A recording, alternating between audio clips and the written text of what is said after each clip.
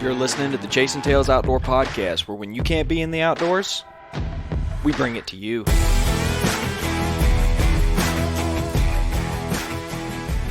All right, you're listening to another episode of the Chasing Tails Outdoor Podcast. My name is Walt, and I am joined by Chase. Dude, it's starting to feel like the season's kicking off. Is it just me, or is it really feeling like we're doing things here?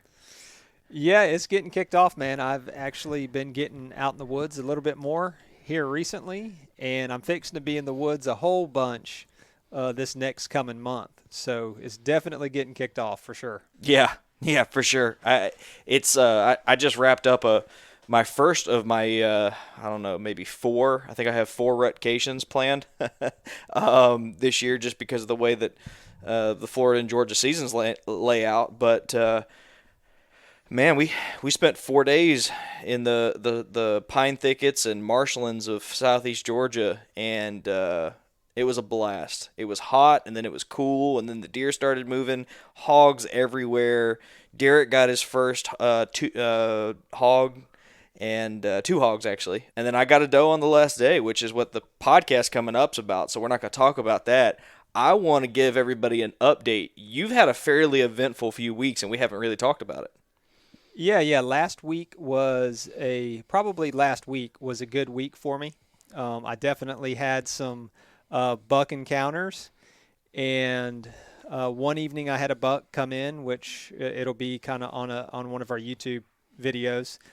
Came in, hung out for like 15 minutes at less than 15 yards probably. Hit a scrape, was eating some acorns, and just the way I was positioned in the tree and where he was, I couldn't get a shot. Then when he finally cleared open, he was kind of on my weak side, so I was waiting for him just to get a little bit further out, and he did, but he was behind a tree, so I'm like, okay, all I need now is for him to get past this tree. And for whatever reason, he just threw his head up and kind of spooked off, just kind of bounded off into the woods. So it was a cool encounter. I wasn't able to get a shot on that deer, which is unfortunate. I mean, he was a good buck. He was probably pushing around that 100-inch mark here for Florida. Nice 8-point. And that was just on a kind of random setup. Found some sign. There was some acorns dropping. I saw some scrapes, some fresh rubs, things like that. And he wasn't the only deer. I saw another deer that night. It was a doe, but she was off in the distance and wasn't able to do anything with her. But that's what kind of kicked it off. Went out again. The next time I went out, I had a great day. I had a ton of encounters. Probably saw 4 different bucks. 2 of them were rack. The other 2 were spikes. And about 6 or 7 does. Got a lot of footage. And actually, before I could even get the camera out, I had a buck coming in behind me. And as he was coming in behind me, there was another buck that was a pretty nice 8-point, just wasn't a shooter. And he was kind of cruising, so I grunted at him, hit him with a doe bleat. And, I mean, he came – I wish I would have had the camera because he came to me on a string. I mean, he literally came to the tree I was sitting in almost within 5 yards. Wow. And I was like, oh, man, I don't have this on camera. But I ended up catching him later. He ended up actually cruising back through about 2 hours later at about probably 45 yards. So I did get a little bit of footage of him cruising back through. Yeah, so that was a great day. I had a doe, and I kept kind of contemplating if I wanted to shoot her or not because it's a real good area. And I was like, I was wanting to come back to that area maybe in a week or 2. And I finally – I mean, she's at 5 yards from me for a while, and I was messing around with the camera, just trying to get some footage. And I'm like, you know what? I probably should just shoot her. Doe season's fixing to run out here, and well, actually, it ran out today, as a matter of fact. So no more does for me, at least until the gun season, the little 3-day period during gun season. And all of a sudden, she kind of turned, or I grabbed my bow, and then she turned and started working away, and then all of a sudden, she just looked straight up in the tree I was in. And I was like, what the heck? And she didn't do much. She just kind of blew real quick and then bounded off and then just slowly walked away. So at least she wasn't one of those does that sat there and blew for 5 minutes, stomping her feet and everything else, and took off. So I was close to having my first kill on camera. And then after that, I went to a piece of public with my buddy, we had plans to hit this one area up, and we hadn't been there in probably a month and a half. We scouted it about a month and a half ago. It had a lot of historical sign in it. There were good, I think there were some white oaks dropping in there too at the time. So we finally decided we were going to make that trek back there. Well, before we got there, it was super flooded. So we decided to turn around, and we went to an area where my buddy has had some good encounters.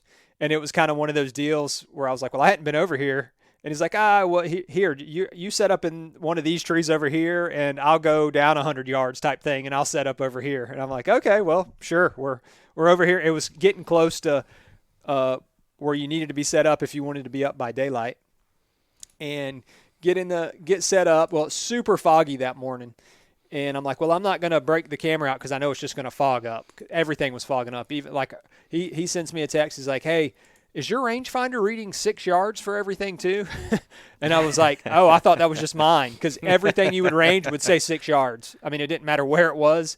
It would just say 6 yards. And Wow. actually had another buddy, a friend of the podcast, Brandon Ogden, he was out there too. And he texted me that he missed out on a buck because his rangefinder wasn't working. I mean, he had kind of guessed. He's like, man, I actually guessed right once his rangefinder started working. And it was kind of at that range 35, 40, and you kind of need to know that yardage. Yeah. Especially shooting some of these heavy arrow setups. So he was kind of disappointed. And so I'm sitting there, and I have this deer that's behind me at about 50 yards. And it's just, I think it had kind of spotted me in the tree, and it just sat there. It wasn't blowing. It wasn't doing anything crazy. I thought it was a doe for a while, and I tried to stay still, but I'm like, it just sat there for like 5 minutes, just staring at my direction. So I'm like, is it staring at me? What is it staring at? So I finally get the binos out, look at it, and it was a little 5-point, and he just stood there, just was just standing there. I was like, okay, well, whatever. If you're gonna let me move around and do everything, just stand there, then okay, awesome. Just stand there for me. And while I'm looking at him, I was next to a swamp. I was in some pines, but it kind of was next to a swamp. And I look up, and I see this nice 8-point coming my way. Just great, probably around 100-inch range, 8-point, working my way, super dark antlers. I'm talking about super dark. And he works in. He kind of hits like this little licking branch. There wasn't a scrape there. He was just kind of hitting this branch that was up it was probably about 25 yards. And I'm getting set up, and I get turned around, and I'm just ready for him. So he finally steps out in the open about 20 yards, and I drew back, shot, and I knew I hit him, but I could tell that I'd hit him high. I'm pretty sure I hit him pretty high. It was in the shoulder region, but it was super high, and I'm like, man, and he runs off. He probably ran like 60 yards, but it's super high, thick dog fennel in that area, and I had already lost him after like 15 yards of him running. And then I couldn't hear anything. And my buddy texted me, he was like, hey, did you just shoot? I heard something over there. I was like, yeah, I just shot. He goes, oh, okay, well, I just saw the deer. Because where he was at, it opened up once he got past all that high dog fennel. I just couldn't see down into it. And my buddy's vantage point, he could. And he said that the deer had just disappeared. And I was like, oh, well, maybe it just – and he thought it had just fallen down. He's like, oh, okay, well, maybe it just fell dead right there. So we sat for a while, had some more action. I mean, it was hot in there right now. I mean, my buddy shot at a buck. He ranged it with his rangefinder, said 40 yards, shot, missed completely, ranges it later, says 49 yards. So, I mean, whatever the fog was doing with the rangefinder those days, I really don't know. It was a weird day for rangefinder stuff. And actually ended up seeing that buck later because he came around me chasing a doe. So I saw 3 bucks that day.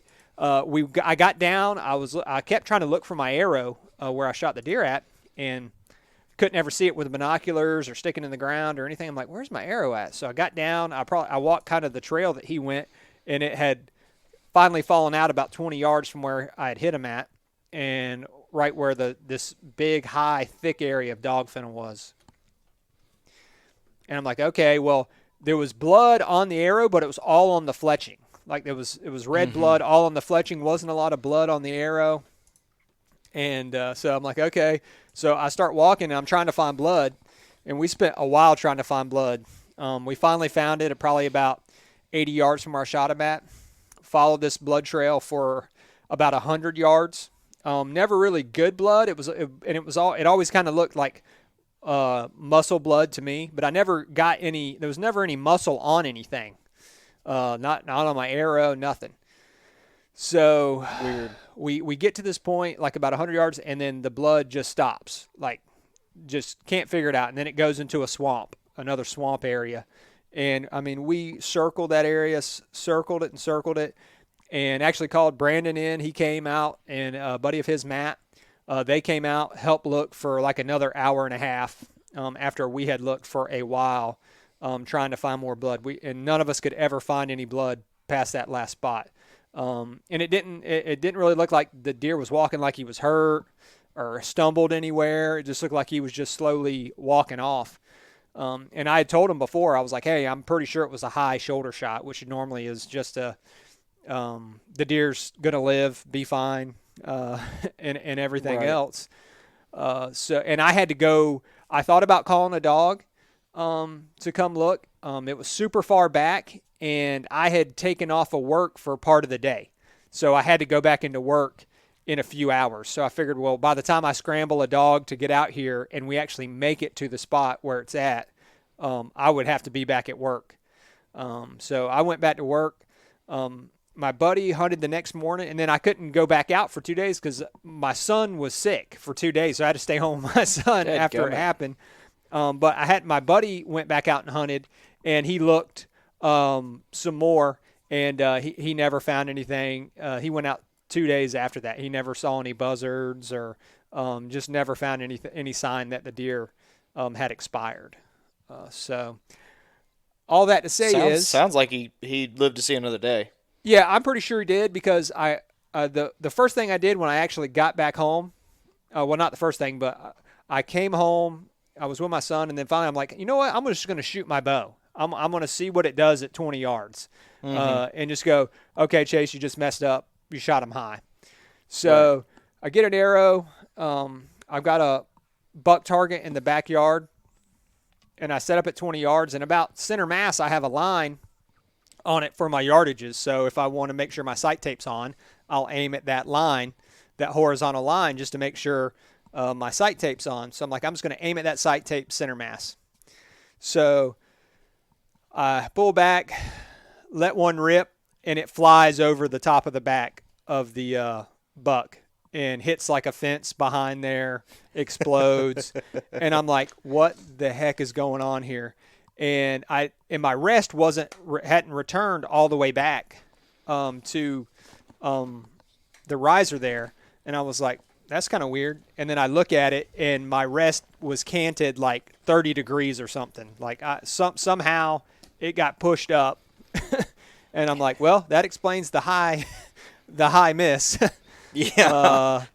Because I wasn't aiming high at all when I shot at that deer, for sure. So, I mean, it was good to know that my bow was off, but it was also bad to know that my bow was off. Because I was like, well, it wasn't something that I did in the shot. It was just that and I can relate it back that we had ridden some bikes back there to where we went because it was a ways back. Right. And I remember I didn't bring my sling. I had nothing to hold my bow. So I held my bow in my left hand the entire time and kind of the handlebar. And I remember at one point when we got off a couple of times to kind of look at some stuff. And I remember pulling my bow and at one point, and I was like, oh, it's stuck. So I kind of pulled on it a little bit more. And I don't know if just the force of pulling on it stuck in the handlebar moved my rest or not. Because I didn't really have that set, and I didn't have that set screw in either. I just had the one screw that kind of goes in the burger hole. Yeah. So I'm thinking that's probably what caused it. But Dang, man. yeah. So I drew some blood, but wasn't able to recover the deer, which sucks. He was a really good buck, especially for public land around here. Oh yeah. But yeah, so that's kind of how it's been going. I went out this morning and had some encounters with a few small bucks, but nothing crazy. So, like I said, I'm getting ready to be off for an extended period of time here, and I'm hoping I can get something on the ground during that time. Yeah, man. I have faith you will. And these things happen. It sounds like it was a very similar scenario to to what I did, just a few weeks prior. And, sometimes it just is what it is. It sounds like that deer lived to see another day. Yeah. I don't. I felt good about it, even leaving that day, just because, like I said, you hear all the time about high shoulder shots and that you'll find Right. blood for like the first 100 yards or so, and then it just completely runs out, and nothing in it. I never found any like bubbles or any frothy blood or anything like that to make me think that I hit any type of lung or any type of vital with a deer. So, I feel good that we have a trail camera in that area. I never had him on trail camera before. I mean, he could have just been cruising through from somewhere else. So maybe we'll catch him on trail camera or something in a week or two. But I think he's going to be fine. Yeah. I do too, man. I hate that for you. It would have been cool for you to have this early in the game got a deer. I hate it for the deer because it did get shot, but Right. they'll shrug it off. I bet you somebody's got a trail camera photo of that deer running around right now. Yeah, and he could get shot again. I mean, the season's still young, so That's true. That's true. You going to be back in there to do that yourself, or? maybe. Well, the weird part about this public is it shut down this next week. It shuts Okay. down during the crossbow season for Florida. Then Gotcha. it'll open up for muzzleloader. So I might get in there a day for muzzleloader. I might go in that area because we've seen some good deer in there, and they're definitely chasing does. But maybe not. I'm going to be working some of my private areas over the next week, and then muzzleloader kicks off, and same thing. I'll probably go to the public a little bit and private, and then I'll be off to Iowa in 2 weeks. So it's fixing to be a good time of hunting for sure. Yeah, man. Yeah, absolutely.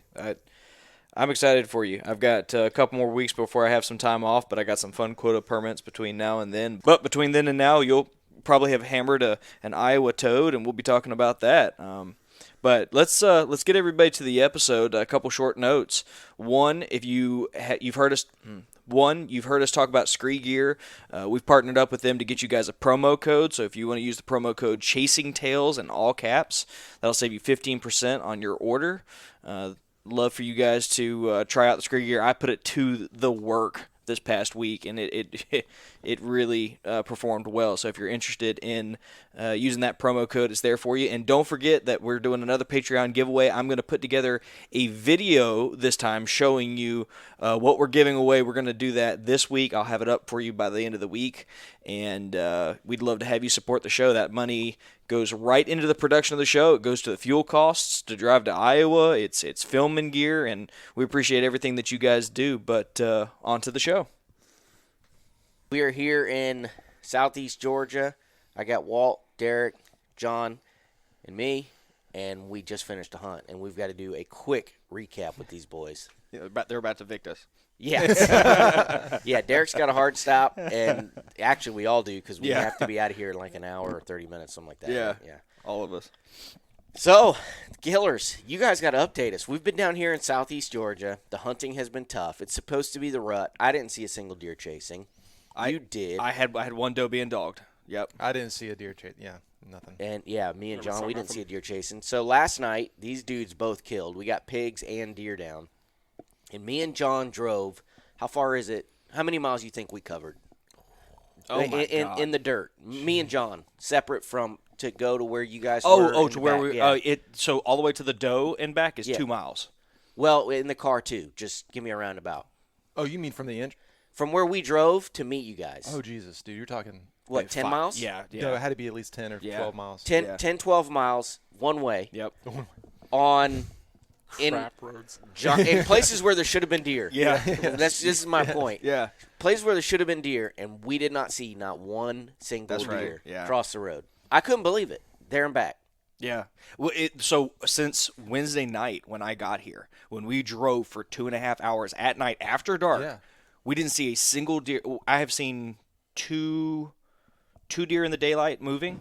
It was that Thursday morning, and then we saw one doe on the way out 2 nights ago. I mean, I it's don't understand On it. Monday, I put in 25 miles just on the front half of the WMA and didn't see one single deer. I didn't bump a deer while walking. Did you bump anything that you could go? No. That was a deer. No. I bumped one deer coming in. Did and you? That was it. Yeah. Yesterday. I mean, No. Last night. the sign was everywhere. 2 nights ago. I'm just guessing that they have been, because of all the pressure that this piece has gotten, that they have just found some really inane thick places that are just they're just holding up. I couldn't agree more. It's Yeah. got to be what it is. And the amount of dudes that we saw, Yeah. like vehicle-wise, Yeah. I mean, it was incredible. I mean, we were way back in the cover. We have no idea how many trucks. I bet there's a lot of trucks yesterday. Yeah. That came in. Well, while we're getting set up Saturday morning, I had while I was getting set up at my location Saturday morning, I had 4 guys drive up, be like, "Hey, where are you going back there?" And I was there at like, I don't know, 4:30, 5 o'clock in the morning, and I already had 4 trucks roll And we up. had the one dude walk up on us on what night was that? The first night? The first night. That's Thursday right. night or whatever. At 5:30. Yeah, prime time. It wasn't quite 5:30, but it was like Close enough. it was 5 or a little after. I mean, it was really close. Here he comes through the swamp, and I'm like, "What?" And we were back a mile and a half. You said he came from the other And he side. came from the other side, which we didn't think there was access there. So obviously, There's not supposed to be. Okay. There's not supposed to be access from. He came from the other side. Yeah. Like no ifs, ands, or buts. He came Yeah. from the opposite way that we thought the only access Yeah. was. So either there's a secret honey hole that he knows about, access point that is good on him, or maybe there was something else happening there. But I guess it doesn't really matter. The point is, he came through. I'm getting jacked. I hear the footsteps coming through the swamp. I'm like, John, deer. Yeah, and then I see it's a dude, and I give him the whistle. I give him a courtesy whistle, and I'm going to give him a wave and, go the other way kind of deal. And he looks up at me, keeps coming, and then hey, and he says, "Yeah, I hear you." He like all grumbly, like Papa Smurf. "Yeah, I hear you." Or like, what was he, Angry Smurf? He was like that. He was like the Angry Smurf. Yeah. And he walks up under the tree, and I said, "Hey, I got a couple of buddies up that way. They're hunting the opposite way," because I had my bikes. We had 2 e-bikes, and I had them on the ground, just not locked up. I didn't want him to go up that way and see the bikes and like take them. So I said, "Hey, I got 2 buddies that way," and he's like, "Well, I guess they're gonna have company." I'm like, "Oh my gosh!" So anyway, so he goes up there, and he ends up being like 150 yards away. And we can hear him rattling. Every 5 minutes, you just heard. Every 5 minutes. Like, I'm all for rattling, like especially now. It's in the rut. It's a great idea. He rattled every 5 minutes. Yeah. I think if I could go back and do it all over again, I wouldn't have scouted any of the places that I scouted. I would have completely, like if I had understood just how pressured that area was getting, I think I would have just looked at a map and said, where is the thickest, harshest transition line I can possibly find? I'll have like one shooting lane. Because when I went scouting that second to last day, I went down this swamp bottom, and it was just palmettos, head high. It was just one of those classic thickets, and there was standing water back in there. And as I'm walking down the edge, the fire break, you had to kind of like duck your head to get down, and you're walking, and there's scrape, and they're all freshly peed in. And this is like 5 o'clock in the afternoon. That's money. And then there was a trail that cut back into that swamp, and it was beat down. I mean, just mud. I don't even think I showed you that photo. It's just churned up from where they're walking. Is that back the and one you forth. posted on Instagram? Yeah. Yeah, you posted one on Instagram. I saw. Yeah. That was it, and I realized here it is 5 o'clock in the afternoon. We're not seeing anything at 5 o'clock, and suddenly you've got he's just come out and worked all his scrapes going back to his bedding area, and there were trees that were all raked and rubbed. But couple that with what happened the very last night, where I'm way back in the thick stuff, and there are deer beds and deer moving. So I think do it all over again, I would have hit really thick cover. Like I really. guess it's hard to say. I mean, we definitely found fresh sign. Yep, I mean, everywhere we hunted. So we hunted what 3 spots in 3 days, and every single place had fresh rubs, freshly peed in scrapes, which is. I mean, we got some of it on video. The videos will be coming out here in the next couple of weeks on the YouTube Tethered YouTube channel that you're watching right now. But I mean, talking like fresh pee in the scrape that was there less than 12 hours, and I'm like, holy crap, we got to hunt here. But I just don't think they were moving until dark. I mean, the 2 afternoons that we hunted, 3 afternoons, we saw deer just at night. I mean, like right at night. 10 minutes before legal shooting light was over. Last night we had 5 come through right at dark. I mean, Well, 85-degree temps don't really help that either. Yeah, but yesterday was cooler. I It mean, was. the It's high was cooler like and windy. 72 or 73. Yeah, it was. But I mean, I saw deer that morning, I did too. I saw 2. Yeah. and you saw deer. 2. We saw 4. And you saw 4. So I mean, I think the moment that cool Cold front. came through, I think that definitely helped get them up and moving. But It's just not what I was expecting. it's not. This it's was not. this was typical for the. I mean, you don't live far from here. You live here, and I live here. So this is typically how my hunts go in this part of Georgia. But I was expecting better here, Yeah. just because of the way the That I hyped it up. circumstances around. Not necessarily that, a little bit of that, but some of it was once you started hyping it, I started looking into it, and I was like, oh yeah, this actually should be freaking awesome. Yeah. So I don't know. I think give it a few more years where it kind of dies down and like everybody hits the other WMAs surrounding it. I think it will. I think it's just the first year everybody's trying to feel it out and get it and see what's up. And it's also close proximity. It is To Florida. quality hunting relative to what's in Northeast Florida, like the Jacksonville area. So I think you're always going to have a lot of Jacksonville dudes that in 40 minutes after work can fly up and do an afternoon hunt. Because that was the part that really blew my mind is Wednesday and Thursdays, which typically are dead periods. Still busy. Oh my gosh, dude. And It they were was majority Florida unreal. plates. Which made it difficult to scout in some aspects because you're thinking Thursday afternoon you should be able to go out in the woods and scout, and there's already trucks parked in their spots and dudes waiting to go in. It was cool though. It was a fun hunt. Oh, absolutely. Beautiful place. Yeah, just not what I was expecting. Yeah. That's Agreed. the point. I didn't get one down, but you two guys, and I still haven't heard the story because it was so late. You said it's an Yeah. awesome story, so Yeah, so I'm hunting this spot Saturday evening that I had a doe and a button buck come like right by, and they went back into this little pine thicket. And I'm sitting there. I haven't seen jack. The wind is just swirling. In fact, there were several times I told Derek, I was like, man, I just get down. I'm not going to see anything. But you're there. It's the last hunt. If it was like a Thursday of this hunt, I probably would have got down and scouted.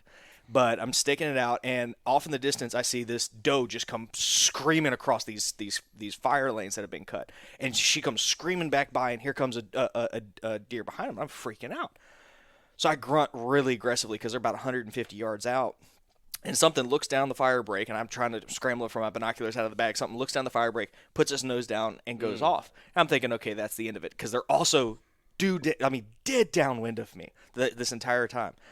And about 10 minutes later, out pops the button buck I'd seen before, 40 yards in front of me, and starts feeding on water oak acorns.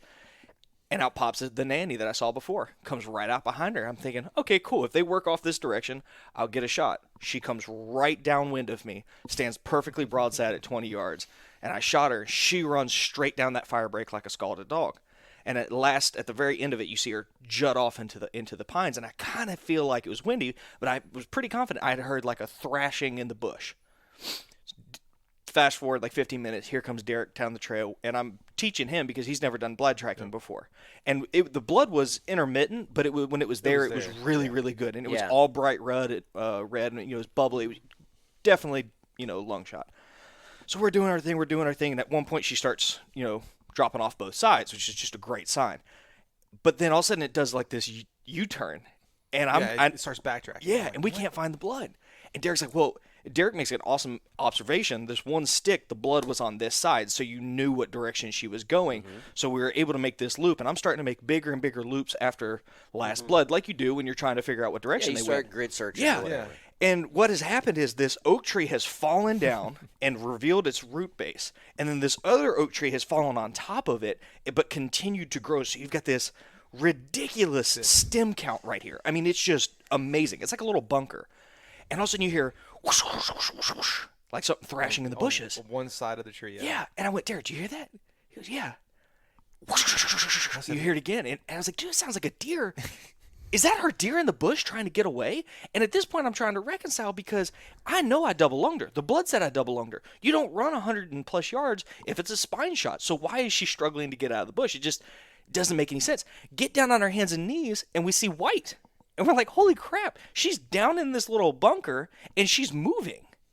And I'm like, what in the world? So it sounds like she's getting out the other side. So I double back. I was like, well, I'm going to double back around on the other side of the tree because we couldn't see. We could barely make out something. Something was moving. And I was like, But you could see white. yeah. Like yeah. belly. I was like, like let me a double patch back. this big. Yeah.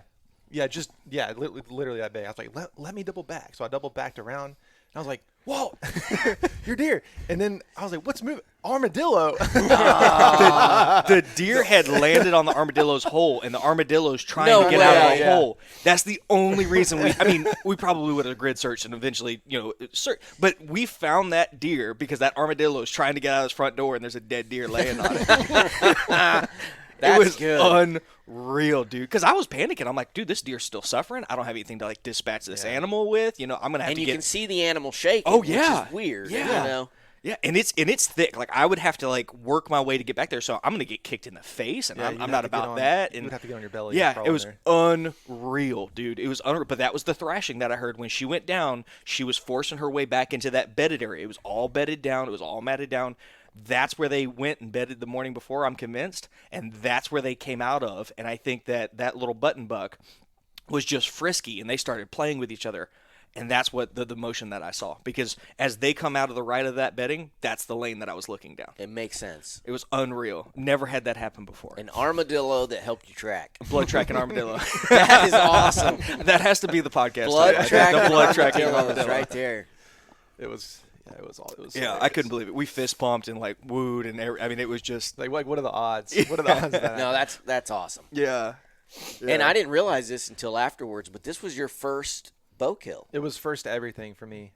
When I was walking back by myself, I was talking to myself like, this is like the first bow kill, my first tree stand kill, my first public land / WMA kill. I was like, what other firsts is this? for Pig. me? First pig. First pig kill. Yep. So, First tree stand kill. So you've never hunted out of a tree stand well, no, before? I have hunted out of a tree. I've been hunting out of a tree stand for the past 2 years. Yeah. Okay. But brief background, I grew up with my dad. We on private land box blind hunting, just still hunting on the box blind. I never had any, and that was a hope and a prayer coming out. I never had any like experience of like, okay, like break down the deer, break down where it goes. That's what Walter's been. Figure out the puzzle. Yeah, Walter's been teaching me for the past 4 years. So it's been. Yeah. It's fun. It's a fun way to hunt. It's man, I love it. It's challenging. It is. I love it. Especially when you guys get one down where y'all got one down because y'all were back there. Yeah. You hear people say, you hear public land hunters, and I'm probably guilty of this too, so I don't want to act like I'm not, but you hear public land hunters say, man, that thing was 5 miles from the truck. I had to hoof it through 3 swamps, 3 mountains. These guys were legit over 2 miles from the nearest access point. On sandy roads. It was not fun. No, and if it wasn't for you and your bike, Bikes. dude, we would have died. E-bikes, they're expensive, but you don't. Christmas. So You I just will be have dragging to. that thing out. I'll show some. I'll see if I can cut some pictures in here. If not, check out the videos of the hunt because we'll have that in there. Yeah. But Walt was using he was using my wife's cruiser bike. Like my wife has a cruiser, like a granny style, like apple basket on the front, bring, bring, bring, kind of cruiser e-bike. But it worked. It did. Saved our butts. Dude, it took us almost an hour to walk the distance that we did to get to my doe. When you called me that Thursday morning, you got here. We were where I shot my doe. It took us almost an hour to get back to the truck. It took us a solid 42 minutes. Yeah, it makes sense. I mean, it was. And we were huffing it. And we were huffing it. It was Yeah. 2 miles, like GPS point to GPS point, Yep. 2 miles. And, I mean, it was back there. They freaking earned it. Last night would have been a long, long night without an e-bike. Yeah. We would not be doing it. Honestly, if I hadn't had e-bikes, I probably wouldn't have shot that doe, frankly. Because as far as that was, I would have wanted to have taken my, Western pack and quartered that doe out. That would have been the only way. Well, Well, if me and you were doing it, we would have quartered out, put it on my XO, and we would have. Yeah, definitely. That's the only way to do it. Yeah. If you were that far I away. mean, no meat bags, just bloody. Just just throw it in there. I if you wish done we'd with have it. gotten some video of it last night. We didn't, but that's the story. So I took my Baku bike and pulled in a jet sled, and we loaded up the doe and the 2 pigs, and yanked them out of there on a jet sled and a Baku bike. I mean, and the battery was dead, so he didn't make it the whole way back. But I started with 40% battery, I think, and then it didn't make it with a giant load. Yeah. But still, e-bikes, man, you guys should get e-bikes if you hunt somewhere where they're legal, and save up your money, man. Yeah. Don't buy a brand new $1,500 bow this year and get an e-bike because they are money. Yeah. When you can use them, they are money. 10 minutes to get back there. Yeah. Yeah. 10 minutes compared to an hour. I think if you think about, like, and no sweat. everybody has something they try and address every year. This year for me, everything was being efficient with my filming setup. Is it compatible? Are the bases compatible? Can I put it on my clip? All that stuff. When I think about e-bikes, I think about just how more efficient you become as a hunter, because I have to fight sweat. I sweat hard. Yeah. When I took that bike back in there the morning of, I'm in my thinnest of layers. I'm completely dry. I climb the tree. My shirt's completely dry. I'm able to put my sweater on immediately. Like, the whole component, especially if you live in the deep South, Florida, Georgia, South Carolina, low country, I genuinely believe it alters and improves how efficient you become in every other component of what you're doing. I mean, it's unreal. It's unreal. But I want to throw it to him real quick. He picked out that spot. Nice. I told him we scouted that spot. He liked it on a map. We scouted it, and I said, no, why don't you come hunt the far side of this island that I'm hunting? And so he went all the way down there, surveyed it. Him. Yeah, with me, surveyed it, and went, this isn't for me. Trusted his instinct. Everything about it, literally my whole body was like, don't do this. Like, do not set up here. And why? I don't know. It was like a gut feeling. I can't really. That's something I really can't. Sign there? Little sign. There, oaks were dropping. There was a little bit of deer oaks tracks. Were dropping everywhere. Yeah, yeah. But it was like, this doesn't seem right. And plus, the biggest factor was the wind. The wind was just swirling, and I hit it, and like the wind would go right back over to Walter. And I was like, I don't think I can like actually do that. I know you said it wouldn't have meant anything. Yeah. I think it would have. It just didn't feel right. So I walked all the way back and you picked out that pine tree. You're like, Derek, you could probably sit up in that pine tree. I was like, yeah, that's a really good spot for that. So I was walking back and I was like, okay, Derek, I like literally having a conversation with myself. I don't know if I was going crazy. I was like, do you want to set up and hunt for deer and probably not see anything all day? Or do you want to set up for hog and probably see something come through and take your odds? I was like, well, obviously the hog. I was like, like if I want to see something, I want to see some hogs come through. So that's what I did. Hogs are fun too, man. Posted up on that. I like hog hunting. And I was telling John, right? Mm-hmm. Okay. I was telling John and Walter, I was like, I was so loud going up that tree. I did not care. I was so checked out. That's what happens when you have tree stands. Yeah. They're just big and heavy, and you're banging. It's just super loud. Well, yeah. Well, usually. Plug. I like it. Oh, it's awesome. Yeah. But I'm usually not loud. But this time I was like, whatever, sound. I do not care. I'm like doing everything, getting it up. I'm up. I'm talking to my mom the whole time. I'm talking to my wife the whole time. I'm just not paying attention. Next thing I know, I hear just something moving out of the marsh, and it's like moving out. I was like, oh. Like, let me get back to you. It's on, baby. So I see the sow and the juvie come out, or her. Yeah, juvie's fine. Juvie, okay. Yeah, whatever. Little pig come out, brown and black, come out, and then there's pretty coloring, by the way. Yeah, I like those. Yeah. I like those patchwork. It was kind really of cool, pigs. and it just started feeding on acorns, just chewing up acorns, just chewing them up. So Walter knows this. I didn't have it. I had a shot on, but they're moving too quick. The big sow comes behind this huge oak tree, and there's like this tiny little pine. It's about that big around, and it's right in front of my eyes. And I'm standing up. I have the bow in hand, and I just kind of do that number. Where were they? Right in front of you? Oh no, they were off. They were off on my weak side. They were off on your weak side, which would have been my right. To your right. To my right. So I put my my tether.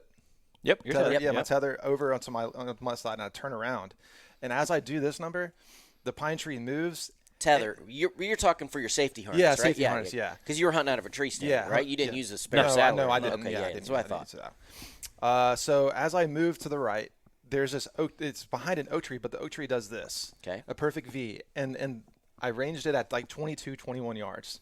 As it's on the edge, it's like borderlining on the marsh edge. All of a sudden, the pig comes around the other side and back, and it's quartering away perfectly in the V. And I was like, it's meant to be. I'm gonna smoke you. And then I sent the arrow. It took my time. It went right in the middle of the V.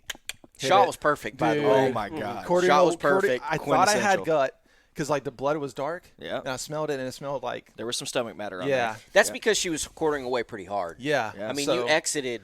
Perfect. It was perfect. Yeah. I mean, you had a good. You got lungs. So it was. That was. Oh my god. I mean, I don't have dreams about that, but it was just quarterback right through the V.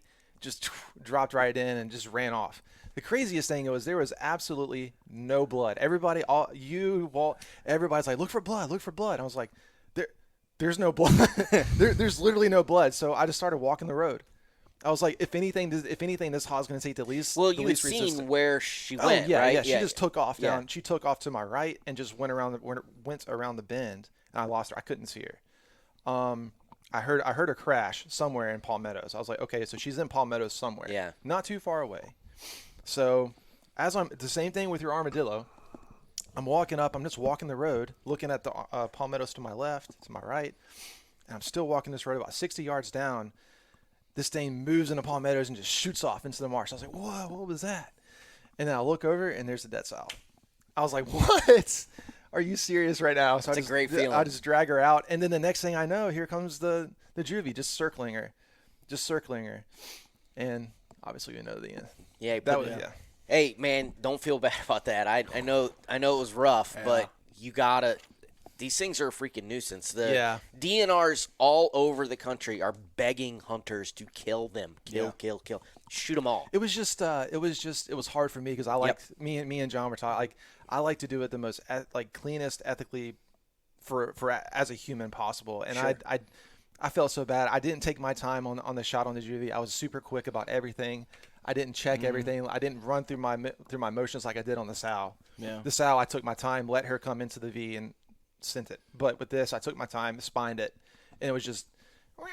Yep.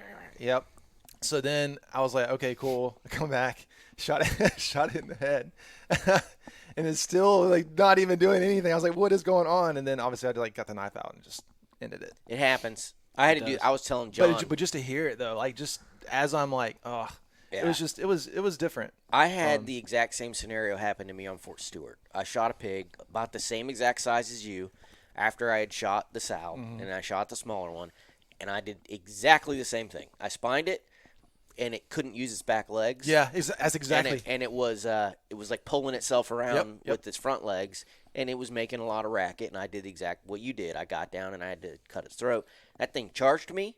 It bit my boot.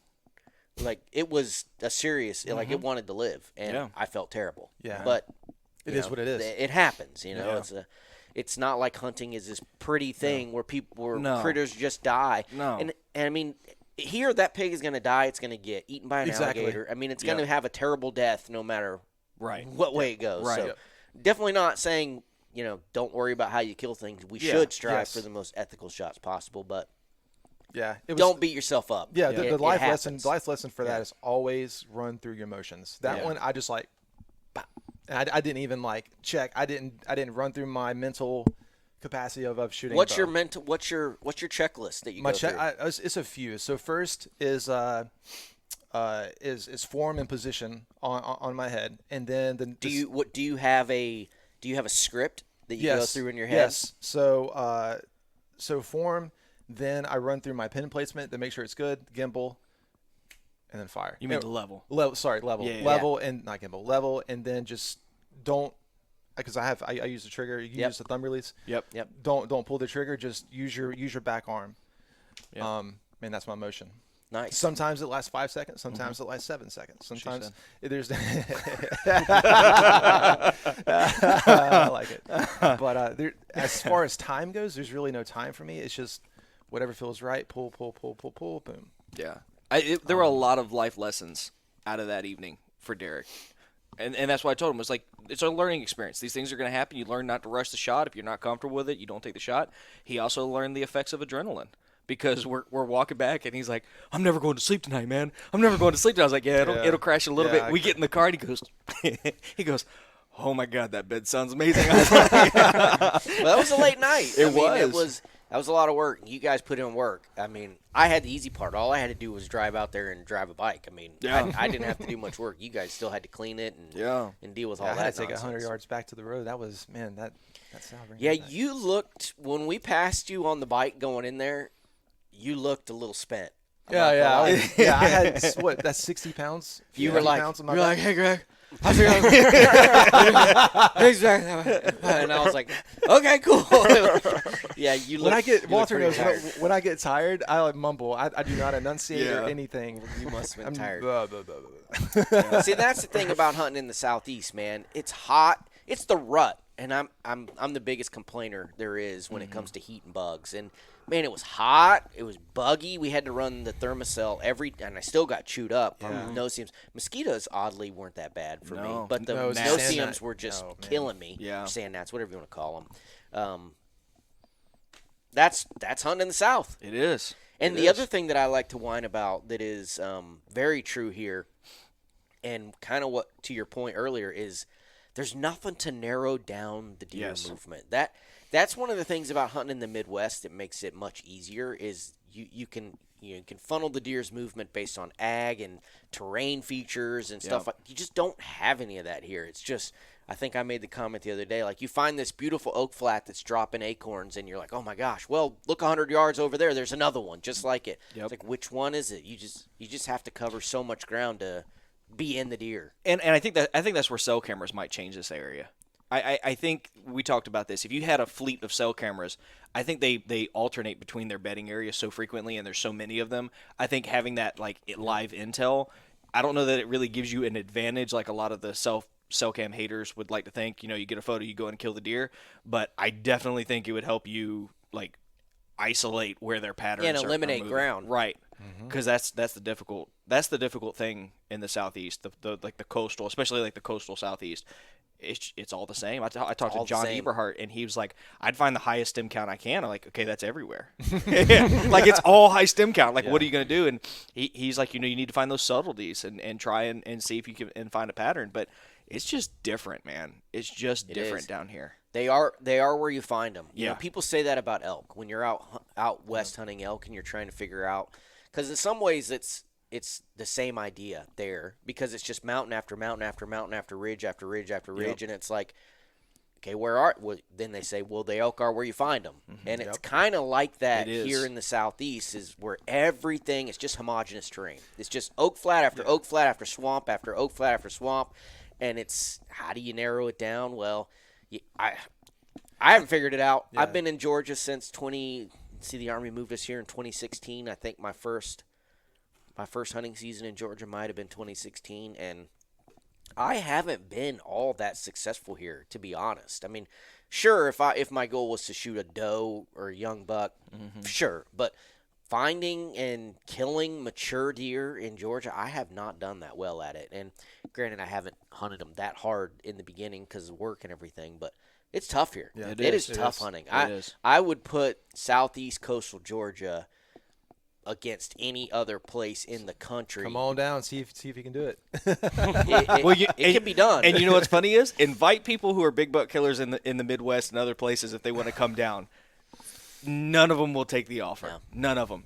And granted, some of that's to do with the fact that they're not going to take time away from their big buck hunting. Yeah. But in Florida, you got a January rut. Your seasons and everywhere else in the Midwest is gone. And I invite a lot of people. I've only had one person be like, I might take that up. But it's a different animal, man. It's just hard hunting. Yeah. It is. And I'm not even coming at it from a place of I'm better than other people because I hunt this harder. I want to move.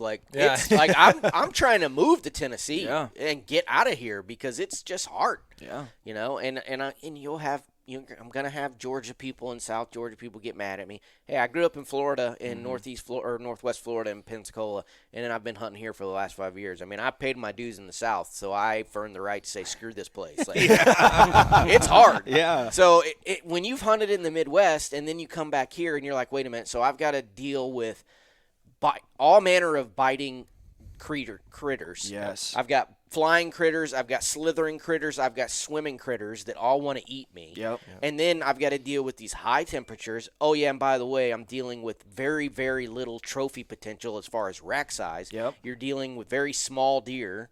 A 3-year-old deer buck might be 160 pounds. I mean, they're just not that big of critters. And you're talking about dealing with the terrain and the heat. It's like, screw this. I want to go somewhere where it's easier. Yeah. Where Terrain flat. Yeah.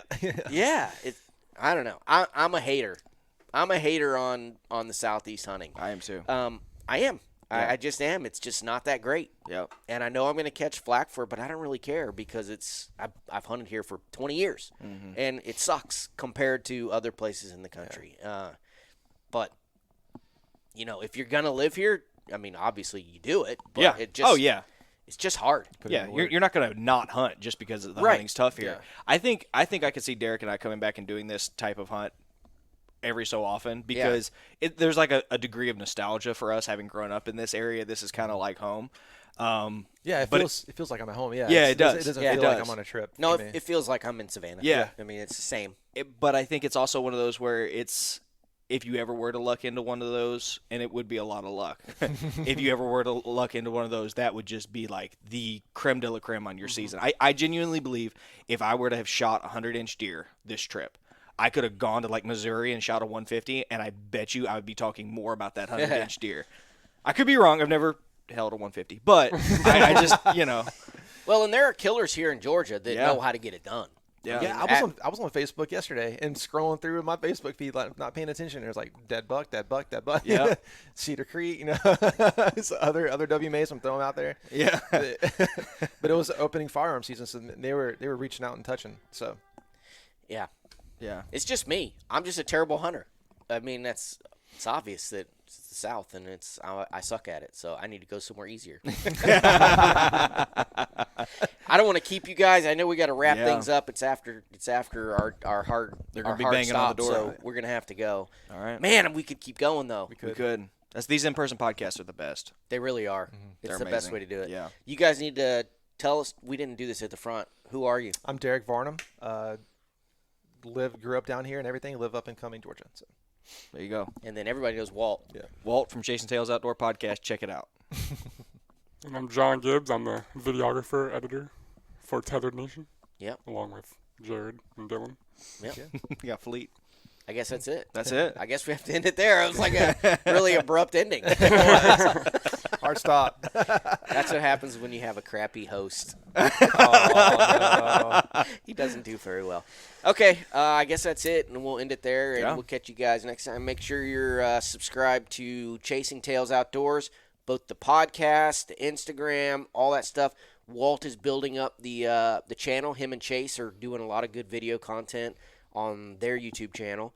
If you're listening to this via a podcast, make sure you jump on, subscribe to the Tethered Nation YouTube feed. We're putting out videos every single week.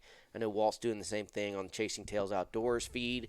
John Gibbs Creative on Yes, Instagram. sir. Subscribe to him.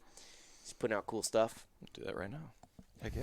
I appreciate it. We got to pack up, get out of this hotel room, Yeah. and hit the road because we are already past checkout, do it. and they're going to get mad at us. So catch you guys next time.